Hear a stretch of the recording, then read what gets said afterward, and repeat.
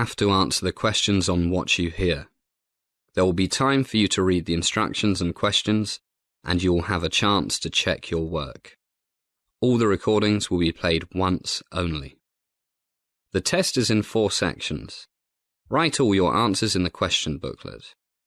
At the end of the test, you will be given 10 minutes to transfer all your answers to an answer sheet. Now turn to Section 1. Section 1. You will hear a telephone conversation between Yuki, a Japanese student in Japan, and Mrs. Gray in London, England, who will provide homestay accommodation for Yuki. Look at questions 1 to 5 on the form now.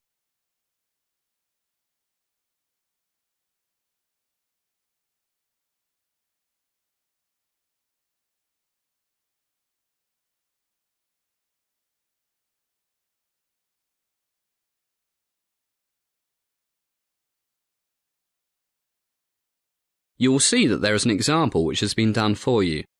On this occasion only, the conversation relating to this will be played first and repeated. Hello, the Gray residence. Hello, you are Mrs. Gray? Yes, who's calling? I am Yuki Kitashima in Tokyo. Oh, I'm so happy you called. The homestay officer at the college told me you would call in a day or two. Now we shall begin. You should answer the questions as you listen because you will not hear the recording a second time. First, you have another chance to look at questions 1 to 5. Listen carefully and answer questions 1 to 5. Hello, the Gray residence. Hello, you are Mrs. Gray? Yes, who's calling?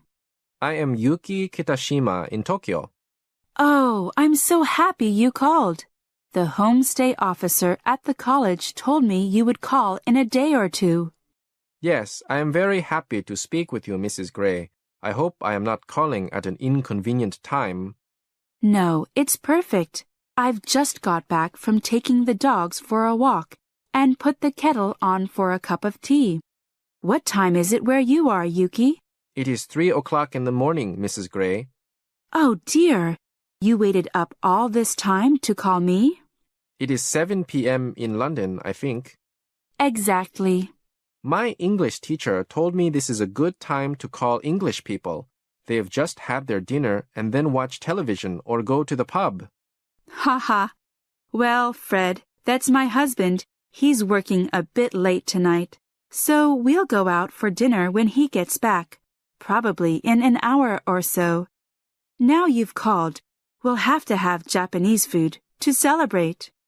Oh, you are too kind, Mrs. Gray. So I should go out for fish and chips, yes? So lovely. Us eating sushi in London and you eating fish and chips in Tokyo.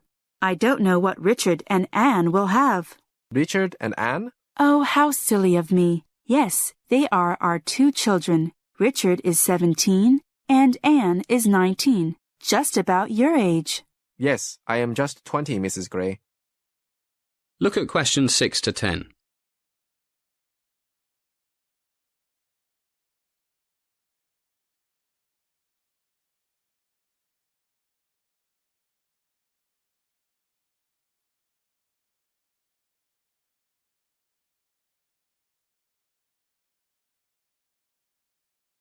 Now listen to more of the conversation between Mrs. Gray and Yuki and answer questions 6 to 10. I know they are both so looking forward to seeing you. They have lots of friends. John's in his last year at high school, and Anne has just started university near here. What is Anne studying, Mrs. Gray? Well, you wouldn't believe this. Japanese language and culture. In fact, that's one reason we thought it would be nice to have another homestay student from Japan. She can't wait to meet you, and nor can Richard. I'm sure you will all get on famously together. Your room is all ready. Thank you, Mrs. Gray. Oh, Yuki, have you booked your flight yet? All booked. Great. When can we expect you? Let me get a pen. We'll all meet you at the airport. Thank you so much. I arrive at Heathrow Airport next Wednesday, the 15th at 10:30 a.m. Your flight, Yuki? Japan Airlines JA2674. I will go to the travel agent this morning to pick up my ticket. Then I will confirm details by email. Lots of luggage, Mrs. Gray. No problem, Yuki. We'll write a big sign so you can recognize us. We are sure you will feel at home with us. Thank you very much, Mrs. Gray. That is the end of section 1. You now have some time to check your answers.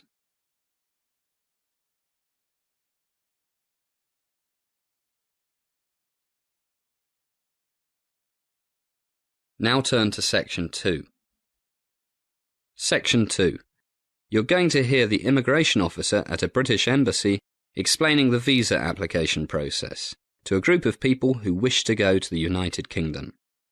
First, look at questions 11 to 16.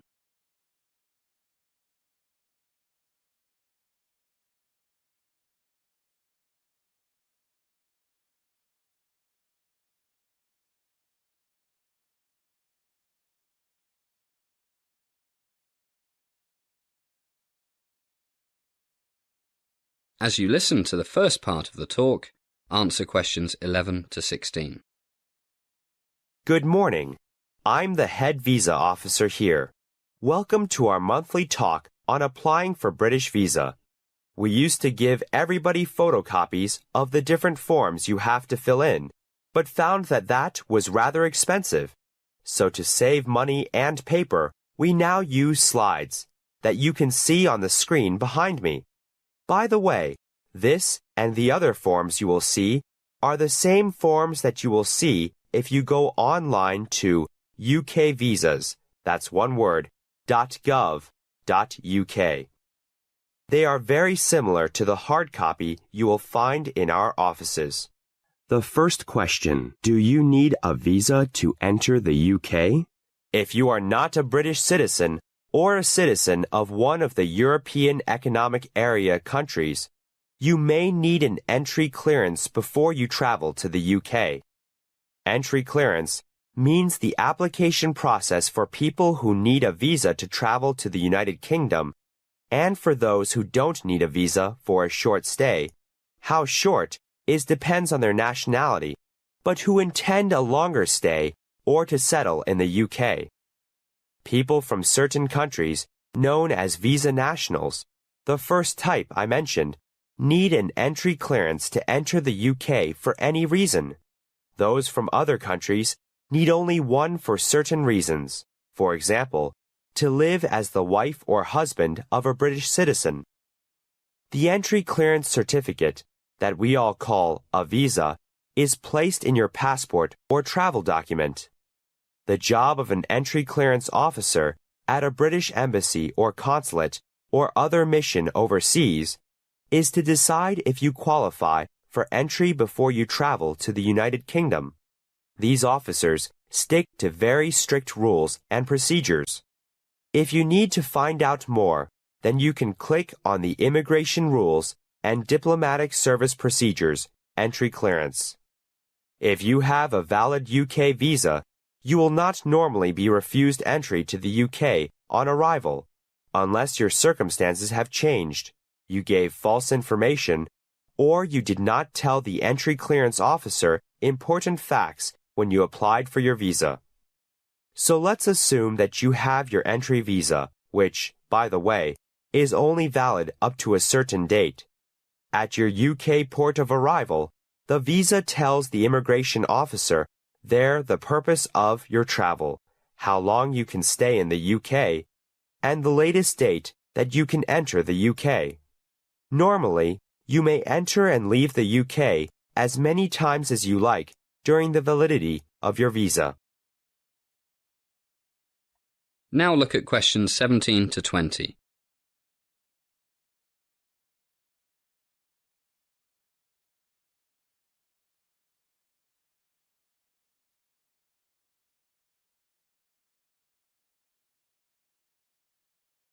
As the talk continues, answer questions 17 to 20.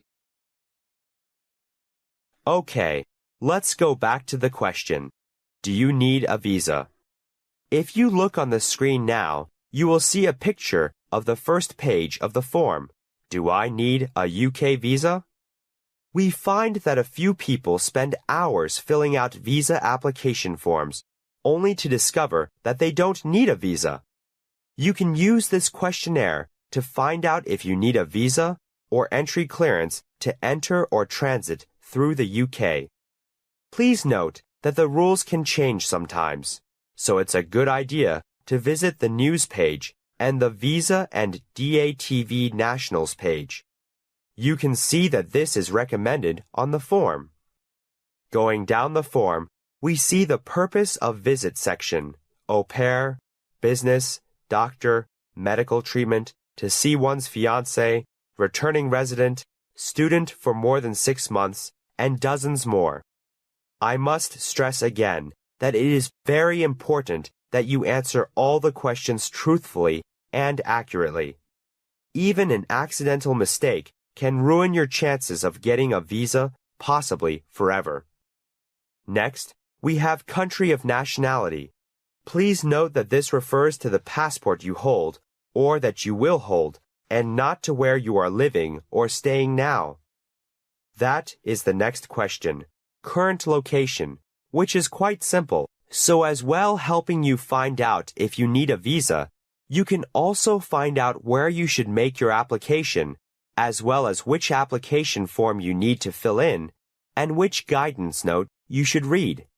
Now, some of you here I know wish to sponsor a visitor to the UK, and others of you have a sponsor for your visit. The basic rules applying to a sponsored visitor are: 1.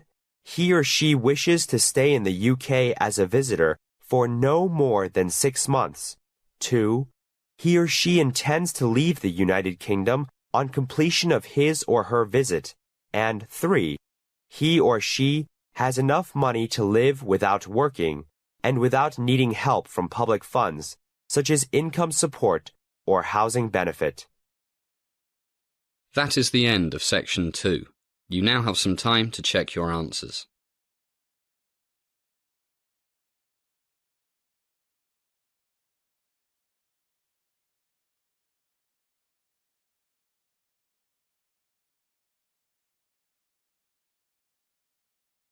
Section 3. Section 3. You're going to hear a market researcher asking an elderly couple in a shopping mall about how their environmental awareness affects their shopping decisions. Listen to the first part of the conversation and answer questions 21 to 25. You now have some time to read questions 21 to 25.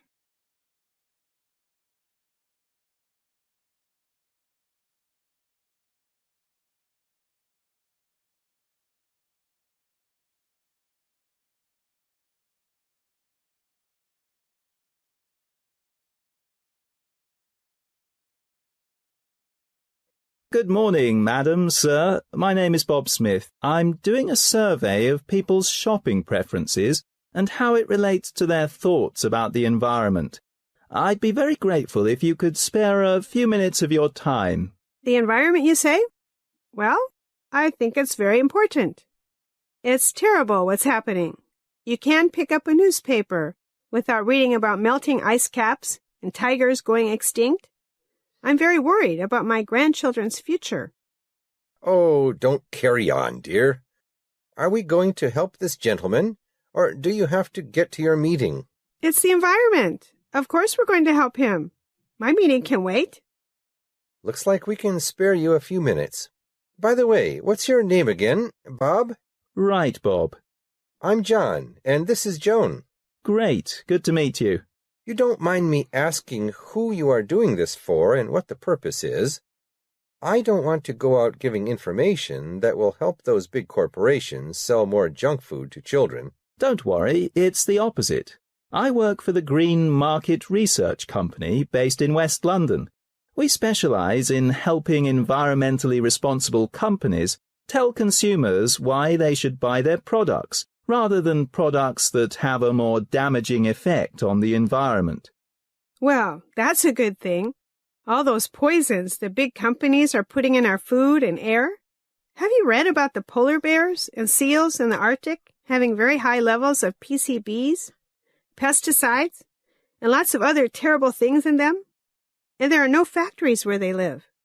It's okay, dear. Why don't we see what the gentleman wants to know? As the conversation continues, answer questions 26 to 30.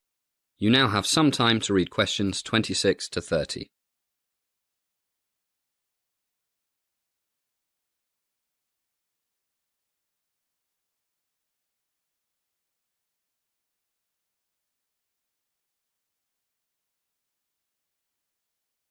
Yes, well, thank you, sir.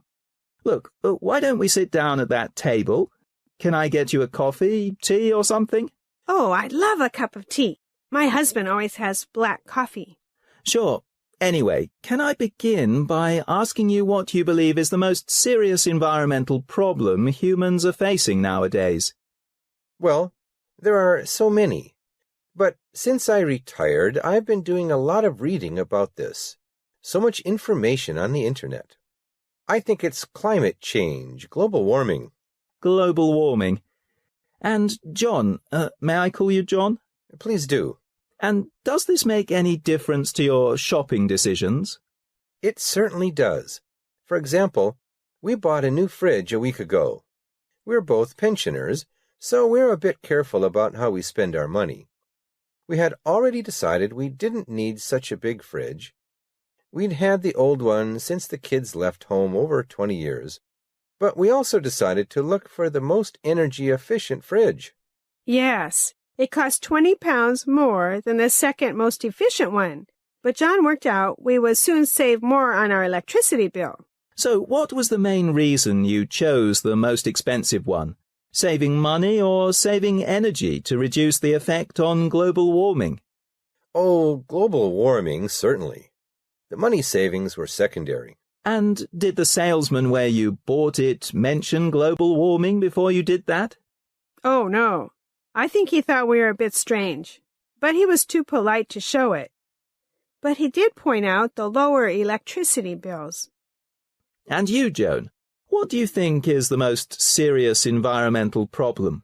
Well, John and I both agree that it is global warming. What about the second most serious?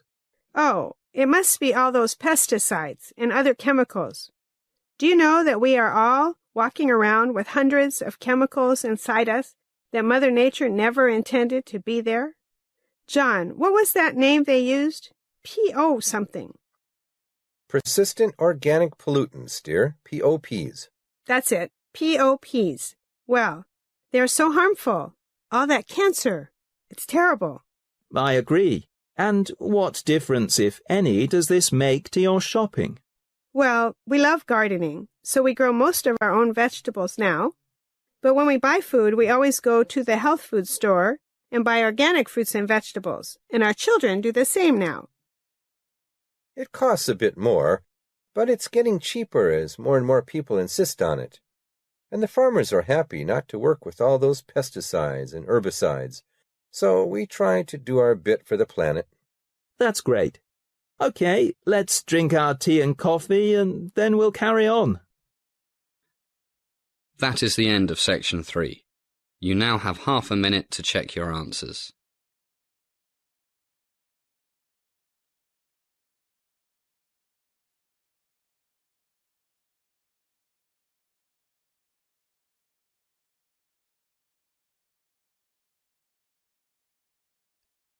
Section 4. You're going to hear a university lecture about good study habits and developing a study plan. You now have some time to read questions 31 to 40.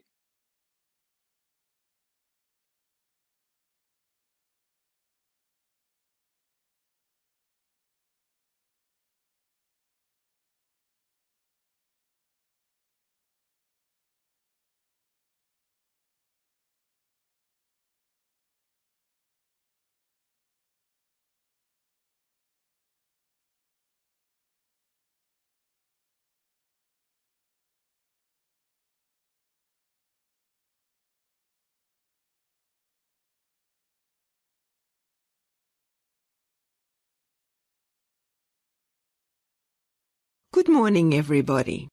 As most of you know, I'm Professor Rosemary Parkinson, And as I'm sure you all know, else you wouldn't be here, I'm going to give a talk on good study habits and developing a study plan.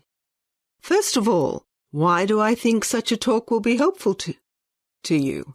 After all, you are all first-year university students, although I see some familiar faces here, so I guess some of you have been at our university for much more than a week or so. But the point is, you've all been students for 12 years or more, so surely you know all about studying. Well, it seems rather strange, but all of us spend years at school learning maths, physics, chemistry, history, languages, all sorts of things. But how many of us have ever been to a class where they try to teach us how to learn, how to study, in the most efficient and enjoyable way? I say enjoyable because learning things we don't enjoy learning, that we think we have no interest in, is such a bore. But in fact, many studies show that most of us enjoy studying most things if we do it right, if we study properly in an active way that constantly uses our creativity, that makes us excited about what is coming next. That gives us the satisfaction of having solved a problem. How many of you know people who hate studying but love doing crosswords or playing computer games that challenge their minds and their reflexes? Lots of you, I'm sure. Well, one objective is to learn to enjoy studying in the same way we enjoy those crosswords and computer games. Okay, we'll come back to that later. Now, I want to discuss a few basics. 1. Regular exercise.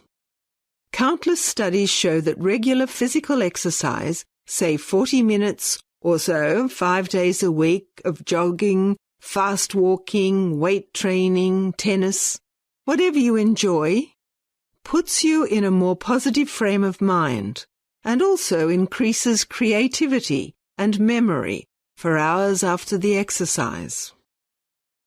Other important things are to eat good, healthy food, get enough sleep, and try not to spend too much time and money in the student bar. There's nothing worse than trying to learn something or solve a problem than when you have a hangover. So, as the Romans used to say, mens sana in corpore sano, a healthy mind in a healthy body. Right, now we're all going to keep fit and healthy. What about the studying? First, you must work out the times that you will use for study. When I say study, I mean all the schoolwork, writing essays, reading, etc., that you do out of class. Be realistic. Don't plan to spend 60 hours a week on it. It's too much for most of us. Set aside 1 or 2 blocks of time, each of, say, 2 or 2.5 hours a day, that are your study time. As I say, be realistic. Don't set yourself such an ambitious goal that you will never stick to it. And it's also a good idea to leave 1 day a week, Sunday perhaps, completely free, so you can relax, and occasionally do some schoolwork at those times when it builds up a bit. That's time settled. Now for place.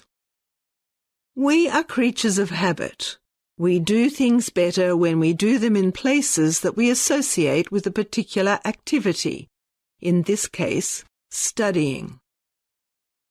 So it's best to try and set aside a quiet place, perhaps your bedroom, a study if you have one, which is where you study. When the weather is nice, it could be outdoors. Nothing is nicer than reading and thinking about that novel you have to read for English Literature 101 on a quiet, grassy bank by a stream on a sunny day. And we mustn't forget the library. Most of us find that studying, surrounded by the learning of centuries, is inspiring, as though studying is the only proper thing to do in a library. Okay, time, place, what next? It is questions. Before you set out to read something, always ask yourself, what questions do I want and expect to be answered in this chapter or this paper? Don't simply start reading and hoping to absorb information like a sponge. Give the information somewhere to go, like little hooks in your brain to hang it on. These hooks are the questions you've thought of. And don't try to do too much at a time. After, say, 40 or 50 minutes, put the book down and tell yourself what you've learnt, what questions have been answered, what it means. Spend a few minutes on this and take a short walk while you're doing it. That is the end of section 4. You now have half a minute to check your answers.